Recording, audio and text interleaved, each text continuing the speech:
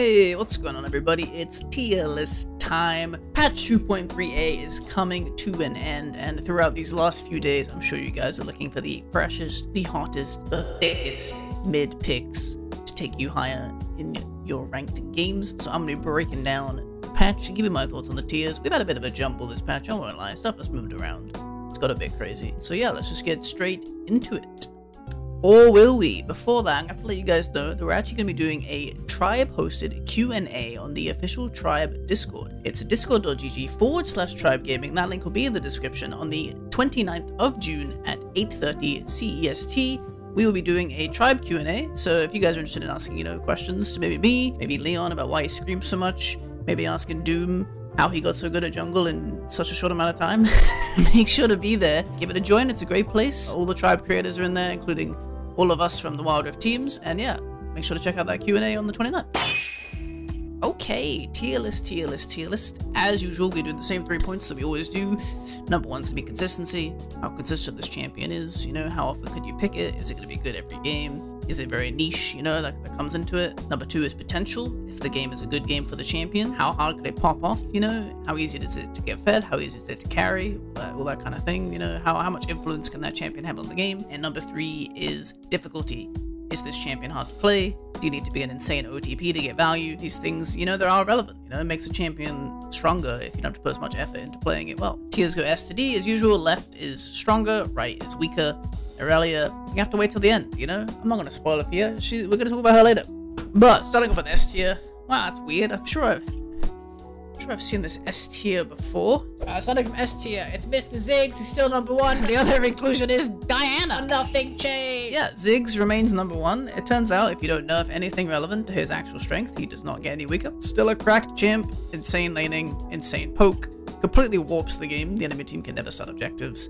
He's just super influential in that regard, you just can never do anything against him. He basically just has complete, as long as his towers are up, he has complete map control because he does so much damage from such long range. He's so safe. He has a great escape, great laning, great scaling. Just can't roll with this champ still. I mean, it's tough to know whether they keep a nerf about him because they keep nerfing things like how quickly he takes towers, his passive scaling on towers, all this kind of stuff. And it's nice to kind of limit his snowballing a bit, but it isn't really hitting his team fighting prowess, his laning phase strength. Like, they even tried to nerf his laning phase by raising the cooldown on his first ability, but it didn't do anything. So I just don't know how this champion's gonna fall out unless they really cripple him, which they might do soon, honestly, because he's been at the top for what feels like months now. So they might just break his kneecaps and we'll finally be free of Ziggs for a bit.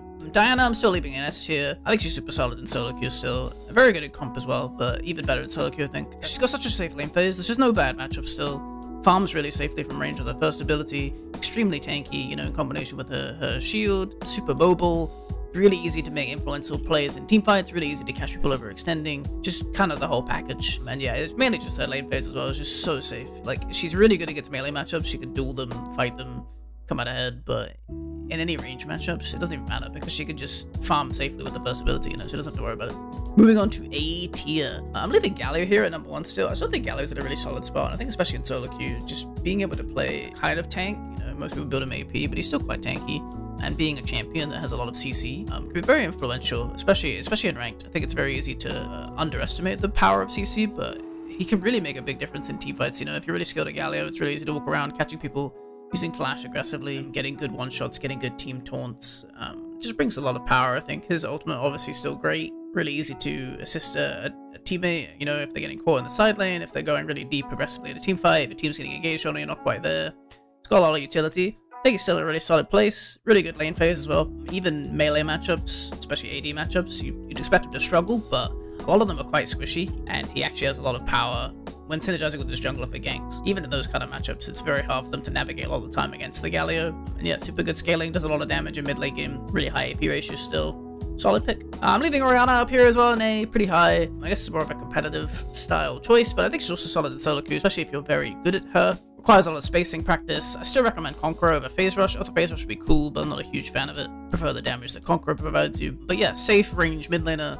Good against every composition, good with every composition. You can never really go wrong picking Orianna. Very consistent choice. Kind of just overshadowed by Ziggs a bit, just because he has a bit more game impact, but she's totally fine. Still in a good place. Generally just has good matchups against almost everything, so that's why I'm putting her as high as she is. Just really consistent choice. Akali. So Akali's really interesting post rework. I've messed around with her a lot. If you've been watching my stream, I'm sure you see me, or even if you're watching the YouTube, you know. By the way, make sure to subscribe. What are you doing? You know, if you've been watching, you know, my games on Akali, as I put more time into her, I feel like she's just stronger and stronger.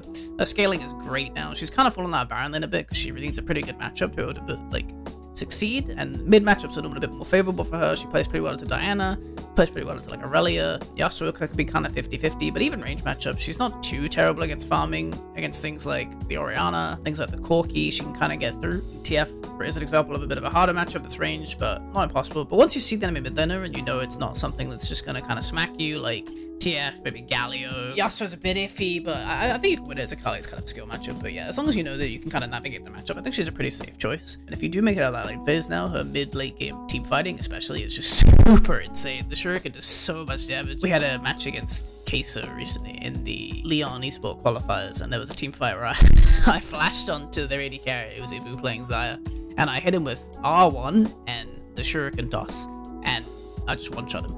And I had like, you know, 2.5 items. I was pretty ahead in the game, but just the scaling on the damage is so ridiculous if you get ahead on this champion now. Her lane phase is obviously quite a bit weaker, but that's why I think she's a bit more suited to mid than she is Baron lane now. But if you are confident, you know, being able to navigate some of the matchups, she is definitely a weaker early game. It's hard to get priority. It can be hard to fight in the jungle early, but when you do get scaling into that mid-late game, especially those like mid-late game team fights, her damage is just tremendous. Still a very solid choice. That's why I put her so high, because I think she's in actually a pretty good spot right now. After that is Corki. Corki's still a bit hit or miss, but he definitely has his place in the meta again. I think junglers like Eve, Lee Sin, like these kind of champs aren't really what Corki wants to play against. He can kind of deal with the Lee Sin, but it's not great. But since Eve got nerfed, kind of seen a rise of things like Wukong again. Corki likes those matchups a lot more. Stuff like the Wukong, the Olaf, just kind of champs that he can kind of just sit there and hit, you know? He wants to just sit there, throw on Gatling gun, and just kind of rail him. With the kind of return of those champs into the meta, I think it's been pretty nice for Corki again. So I think he's still sitting around A tier. His lane phase is okay. Since the loss of regeneration rune, he's normally having to go tier a bit more often, which makes his scaling kind of delayed a little bit more. But the Brewer Mana Haste is pretty nice. And once he gets like 3-4 items online, his scaling is super. So his mid-lane team fighting is really strong. You just need to kind of pick him into a composition where he can kind of just wail on a front line. So stuff like the Wukong, stuff like the Olaf, maybe Jarvan, you know, these kind of champs that are kind of seeing more play again since the Eve has dropped out as like, you know, just more common meta junglers. These are kind of good matchups for Corki, so as the Eve meta kind of dies out, I think he's a little bit solid again. Leading off B tier, we actually have Renekton. I've been playing a little bit of Renekton here. I've seen Renekton a lot in competitive, especially in Southeast Asia. They like Renekton mid a lot. I think he's in a pretty solid spot. Like, I won't say anything bad about it really. Like the buffs recently to his, I think it was his healing got buffed a bit, and he got a little bit of damage. He's felt really solid since then. People also probably just got better at it. I think I've got better at playing more games, but he's a pretty solid AD mid choice that also, you know, is kind of a tank. So like I talked about the Galio, where sometimes you want a tank, but it's hard to pick a tank in mid lane. Both Galio and Renekton are kind of like tanks you can choose in mid, but still provide a lot of like relevant utility, provide some solid damage. Just can be a very impactful choice if you do need an AD mid. So obviously you want to pick it with an AP Baron laner. Someone's still running the Akali for whatever reason, maybe the Gragas, or if you have like an AP jungler, Gragas, Fizz, you know, Diana maybe. These kind of champs can slot you in for a Renekton mid, especially if your team is lacking frontline, and you can kind of just be that space creator. Especially if you run like the Stone play as well, he can get super tanky like during his cooldown downtime in combination with his ultimate and his first ability and his sustain and his mobility. Like he's actually in a pretty good spot. His lane phase is also pretty good now. Nice early all-ins. Can actually get priority against quite a lot of range matchups, just like through brute force, and be able to contest those crab skirmishes where he's really strong, because obviously a lot of late game power. So yeah, I think Renekton's in a solid spot, and that's why he's heading on B tier. Next on this we have Yasuo. I think Yasuo's, yeah, pretty similar place to where I said last time. Bit of a more of a niche choice. He does require those knockups in his composition to be useful, but he's in a pretty good spot. I think the addition of Fizz in the meta was actually pretty beneficial for him. They have pretty good synergy, because it's an AP jungler that has a consistent knockup. You know, you can easily jump on the Fizz ult. So it's actually pretty nice for him. Outside of that, kind of the rise of Seraphine bot lane and competitive has made Yasuo a little bit more playable. The return of Wukong kind of as a meta jungler has made Yasuo more playable. Tank Gragas being popular, still really good for Yasuo. Lots of solid picks in the meta that benefit him right now. His lane phase is Wild Rift, it's pretty good. Pretty easy to navigate a lot of these range matchups. A lot better into Akali than they used to be. Can definitely dominate the Akali matchup now. Not too bad into Diana, not too bad into Galio, but a little bit hard. But he does kind of struggle against Renekton. But especially Orianna Corki, it's quite easy-ish to navigate these range matchups if you've experience with them. Good usage of the wind wall, especially Corki. I feel like it's really easy for Yasuo, so he can get through the game that way, and also kind of the rise of TF. He's pretty good against TF as well. So just a lot of decent matchups for Yasuo in the meta, and a lot of good knockout providers kind of in the meta as well. Makes him still a pretty good choice. Next is TF. I've been playing a lot of TF lately as well, especially with the Nash's build. I think it's really interesting.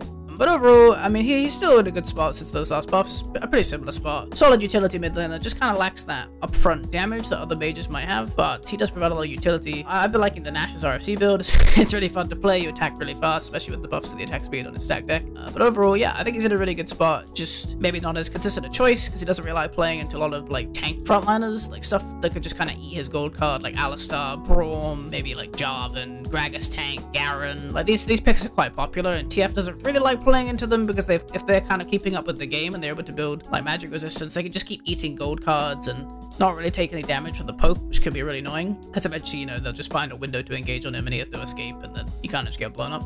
But against any more squishy lineups, or lineups that are relying on bruises, or especially lineups that rely on stealth as like a fate sustain method, like Wukong, Kali, like he's really good at punishing those sorts of champs. So he's definitely in a solid place. His laning's pretty good since those red card buffs he received a few patches ago. And yeah, just a solid range choice if you need like some range damage in your composition. Katarina! I've actually moved Katarina down pretty far. I think she's really much more of a one-trick champ now. She lost a lot of damage actually from that. Took 2/heard from some main cap players, so they actually felt like this nerf was really big. So personally, yeah, I also feel like she's dropped a fair bit. If she gets snowballing, great, champ is still sick. If you're cracked at team fighting, you know, if you're just smurfing on solo queue, she's great. But I think the most recent damage has kind of clipped her wings a bit, and she definitely struggles a bit more to get off the ground. So that's why I've moved her down to this point, because I think she's just a little bit less consistent now. If you want to play like a snowballing assassin, I think learning the Diana or the Akali, it's just kind of like a more consistent option, just better laning, and then potentially the ability to blow up the game a bit more. But if you are some cracked cat OTP, just probably still chilling. Don't worry too much about it. Next is Zed. I think Zed's got a little bit weaker just because like other AD mids have got a bit better. I think the Yasuo's been a bit stronger, the Renekton is much better. So there's just like kind of more consistent choices. He's not too terrible, especially in solo queue. I think in comp he's a fair bit weaker lately.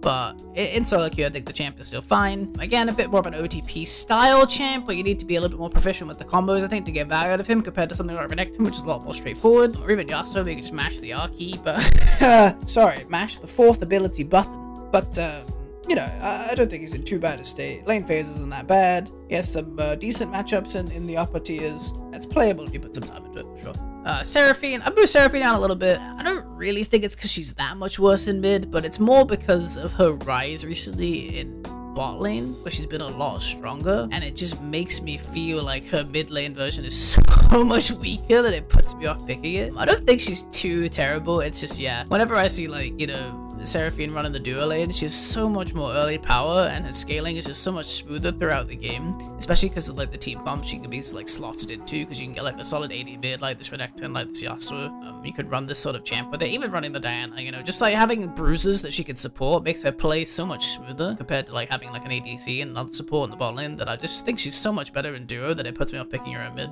Her lane phase is still really, especially with the electrocute, really easy to proc. Solid range, you know, even a lot of these range matchups like Orianna and Ziggs, she can actually get really solid early trades, get early priority, but it's just like, every time I see it in bot lane, it looks so much better. So I find it hard to feel like I want to pick it, because a lot of times there's something else that might feel slightly better for the game. But yeah, also it's just like, whenever Seraphine is drafted, I'm like, just put a bot lane, dude, like, who wants to play this mid? She's fine. It's just, yeah, I think she's in such a much better place in the bot lane right now. It feels bad to play a mid lane. Next we got Gragas. AP Gragas made a little bit of a return in the mid lane recently, especially in Southeast Asian competitive. But overall, I just think it's not as much of a solid choice in mid compared to some other options. Its wave clear is a little bit stifled still, since it received those nerfs to his first ability a while ago. But he's a solid playmaker, especially when he has flash up. Flash body slams, a very potent combo. Just kind of like Seraphine, where I just don't know why you'd want to play it in mid a lot of the time over just playing it in Baron lane, playing in support, even playing it in jungle. But he is a powerful flex pick of the draft for that reason, because he has so many viable locations he can go. And if you do end up having to play mid, I don't think it's terrible. It does really well in melee matchups mainly. Struggles a bit against like the Orianna, maybe the Corki, maybe the TF, but not too much because he does have some natural sustain. So he can kind of get through those lanes and kind of brute force it. But I think if he doesn't get snowballing, it can be hard for like an AP Gragas to perform well. There could be a world where tank Gragas mid is like pretty solid, but I haven't played it too much or seen it too much. So I think an AP is the way to go. But yeah, you kind of need to get snowballing. Otherwise, it could be hard to get into fights without flash, especially. Ahri, still my jack of all trades, master of none champ. Mainly just a really safe laner still. I don't have much to say about this pick still. I don't think it's got any better or any worse, really. I guess there are more matchups where she can kind of like stagnate it. The main power of Ahri is if you hold charm, you can't get traded on aggressively by melee champions. So anytime the enemy is a melee champion, she can just kind of sit on charm and prevent them from fighting her, so they can't really snowball. But she's not that relevant either if she's not snowballing, so it doesn't really feel like a huge win to me. Yeah, if you do need a champion that just neutralizes lane phase, Ari is pretty much always a solid go-to. Pantheon, kind of the same issue Zed has, honestly, where he felt better before, but now there's just more AD mids that just feel a lot stronger. So it doesn't really feel like much of a good reason to play Pantheon in mid lane, because his matchups aren't great. But it does have a global, can affect the map pretty easily. His third ability is pretty good in mid lane trading, but not super effective. Overall, just not great for mid lane specifically, I think. But the champion isn't too bad. I think he got a little bit better in jungle, because he has the mana sustain in jungle now. And his Baron lane is pretty solid against some matchups, but I think in mid lane, he's just not in a super solid spot for most of his available matchup options. So I think it's not really the lane. Camille, kind of the same problem. I mean, all three of these champs. Tristana as well. Tristana's a little bit different because she's a ranged AD mid laner. But basically, just like, there's just other AD mid laners now that feel a lot more stable. Things like the Renekton, things like the Yasuo, maybe the Irelia. He hints. But yeah, basically these champs all kind of suffer from the same problem of like, before they were a decent option because they were a solid AD mid choice. But then better AD mid choices have kind of been added to the game or have been buffed. And now it feels like, why would I pick these champs over these ones? Don't really have a great reason most of the time. I think they're all kind of okay, but it's just like, most of the time it's a better option. Especially without bans in the game still, there's just not much reason to fall back to these champs all of the time, I think, compared to just some of the better AD choices higher up. Picking up D tier, I moved Aesol down. I just see him less and less and less, so I lose more and more confidence in him every time I do see him. Champion just seems kind of meh. Very much a one-trick champ now, I think. You really need to put a lot of practice in him and play him pretty perfectly, be able to maintain the level of some of these other champions. And I think he just sucks against all these upper picks. Like, Ziggs kind of smacks him. Diana can beat him in lane pretty consistently, and worst case, she can just farm safely against him and kind of outscale him in fights. I don't think he's great into Galio because he has to get too close all the time, so it's really easy to get engaged on and comboed. Orianna can beat him in lane. Akali just farms him after 5. I think Corki's not a terrible matchup, but not a great one either. So just not many great matchups in the meta right now. No reason to go for this champ. I think the damage is just less than everything else. They'd really need to increase his numbers again to make him relevant once more. He was kind of dominant last time he was good, so maybe it's a good thing they don't. I moved Vayne down a bit. Same idea. Is like she's pretty good into the Galio. I think she's also not bad into the Renekton as well, as a counter too. But just really niche choice. Not very many matchups or situations where you want to pick it in the mid lane. But if they do have a really tanky composition with like, you know, Renekton Olaf, Galio Olaf, like that kind of mid jungle duo, she could be pretty good at playing against those. But it does take a lot of proficiency. You do need to kind of outplay them and play really aggressively. So you also need to be good at Vayne, which is weird for a mid laner. So it's definitely a bit of a weird choice, which is why it's down here in D. Fizz, I refuse to talk about it. This champ sucks. Leave me alone. He's a better jungler. Don't play it in mid. It sucks, alright? I don't want to hear any of those darn Fizz supporters getting up on my grill again about this stupid ass champ, right? He's bad. It's just worse than every other assassin. Don't play Fizz, guys. Come on. I don't want those Fizz haters to chase me down and tie me up and then throw me off a cliff, because I feel like they're on the way to do it. Like, there's some real Fizz fanatics out there, but I don't get it. It's just not a good champ. Just play it in jungle. The reason Fizz jungle is so much better than Fizz lane, I think the main reason is just that he doesn't have to walk around the map wave clearing, because he has someone else to do it for him. He can just sit in the jungle and then just sit in brushes all the time and throw max range ults and just one-shot people. That's what the champ wants to do. I think we have to play as a laner. You have to like farm all the lanes, so you have to wave clear all the time, and it's super annoying. But just play jungle Fizz. It's like 100 times better. Trust me. And rounding it out is Annie. Just kind of meh champ. You know, we talked about it before. Just doesn't really bring anything that other champs don't better at all. Just kind of mediocre. Like, obviously she can cheese some early kills. She has like a stun and like decent damage, but I mean, it's just not great. You know, it's just kind of outshined by other options. But she's really easy and kind of a noob friendly champ, so that's just the way it goes. And finally, the placement of Irelia.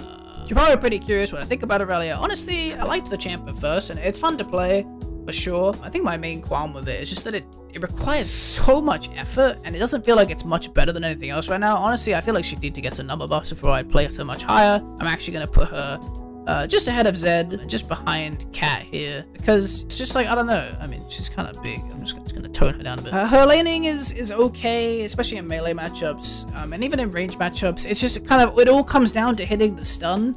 It all comes down to hitting the ult. And both of these skill shots are really thin and really hard to hit. Like I said, it's just a lot of work. Like, it's not impossible to play her, and if you could hit every single stun and every single ult with 100% consistency, I think she'd be okay, but it's just so much more work than it is to play some of these other champions like Renekton, like Yasuo.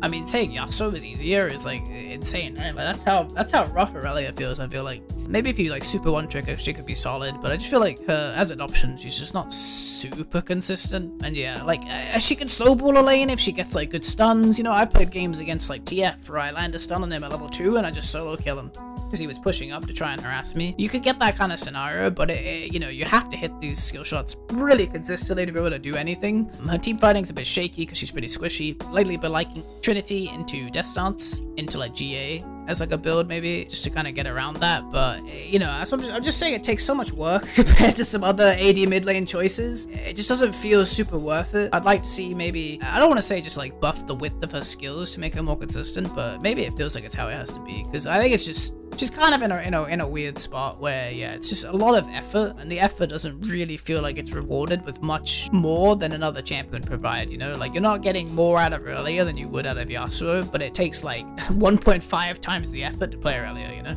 So I think she probably needs some buffs before she sees a more stable place in the meta. But I do think she's really fun to play, and I'd like to see her be a bit stronger. But she'll also be a bit oppressive, I suppose, if she is too strong. So they have to be nervous about that, but I wouldn't be surprised to see her getting buffs in future patches, even if they're just small ones, to make her just a bit more consistent. So yeah, that's my tier list for patch 2.3a. Hope you guys enjoyed my discussions and theorizing. As you know, there's probably like 5-6 days of 2.3a left, so this will give you, you know, some idea of what you could do. I guess this one came out a bit later on the patch cycle. Maybe I'll try to get the 2.3b one out a bit earlier. My bad on that one, but either way, I hope you guys enjoyed the video. Thank you guys very much for checking out. Appreciate it. If you did enjoy this video, make sure to give it a like. It really helps out the channel, and I'll see you guys again on the next one. Have a great rest of your day, and I'll catch you next time.